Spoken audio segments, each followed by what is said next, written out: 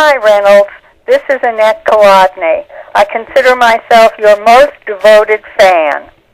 When you told me you were about to retire, I had two immediate and totally contradictory responses. My first response was sadness. That's personal, sadness for me, because I was so looking forward to our working together through the completion of my next book, In Search of First Contact. That book, as you know, has taken me to the Maine woods and to working with Native American tribes in the Northeast and Canada and the United States.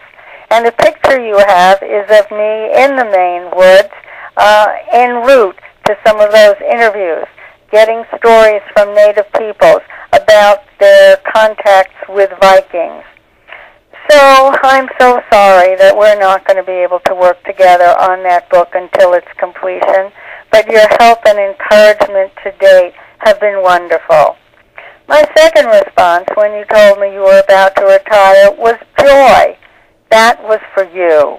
Joy for you that you and Linda can now embark on new adventures, and I know you're going to try out new things and experiment and do all sorts of things that you couldn't do while you were being a wonderful editor at Duke. So I look forward to your being able to get up in the morning and say to yourself, what would I like to do today? What do I want to do today? That will be very different from getting up and knowing what you have to do today.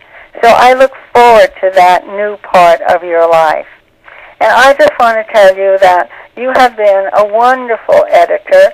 You have had a gentle touch when it comes to my manuscripts. You have found the perfect readers to give me really good, useful feedback. You have been so kind and encouraging on all of my projects.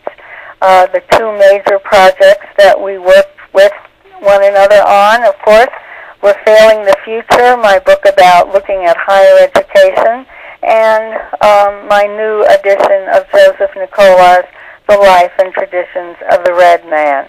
I will miss working with you, but I'm so glad that you are embarking on a new adventure. And my happiest memories of our working together has got to be my memories of all of our wonderful dinners together.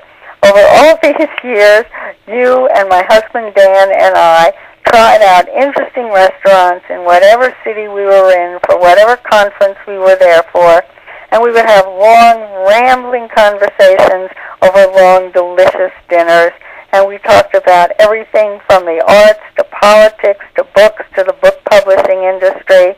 And then when I gave my papers at these conferences, I would look up, and there you were, always in the audience with a big smile, a big, encouraging smile.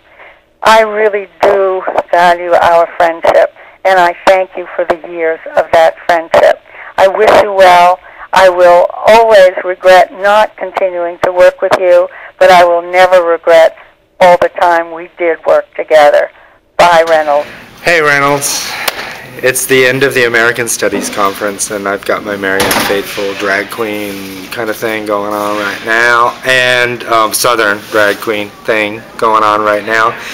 And speaking of drag queens, the very first thing I ever did in University Press Publishing was, I think, photocopy a typescript for Stella Manhattan for you, and I'll never forget that. I'll never forget Michael Jackson's company refusing permission to use Beatles lyrics in a book about a drag queen. I'm going to see you in Philadelphia. Maybe you'll see me before you see this, but congratulations, good luck, love you, adore you, and we'll be seeing you soon. Reynolds. I'm standing here right next to this poster that says Duke Reads, right? But I think maybe we should have a poster say Reynolds Reads, or Reynolds Writes, or Reynolds sends out words into the world, his and the words of others as well. That's why I wanted to put next to this poster, because of course you've not only read my books, but you've been my partner in getting 3 of these books out into the world. And I love editors, of course. I mean, writers tend to really, really love editors. But in my case, you know, I have a special place for you and a great deal of affection. You're very close to my mind and to my heart. And the care that you have put into each one of these books that we have worked on together. Not only that, but every time that I had somebody that I thought was worthy of attention, you always came to them. You didn't always publish them necessarily because you couldn't. That's inevitable. But you always gave it your best. You always had a very discerning judgment. And you always had a very whimsical, mischievous, I love that smile of yours, the way your eyes crinkle when you're thinking of something and you're planning. You're a great co-conspirator. And I know that you are going to go and do other things which are going to bring whimsical smiles, here I can't even say the words, whimsical smiles and tears to my eyes as well. Get thee gone, farewell, come back, stay, and read. Duke will always be reading you, that's for sure. And I know you'll always be reading us. Take care of yourself, dear friend. Reynolds, you can look at me. And many good and admiring and affectionate things were said about you.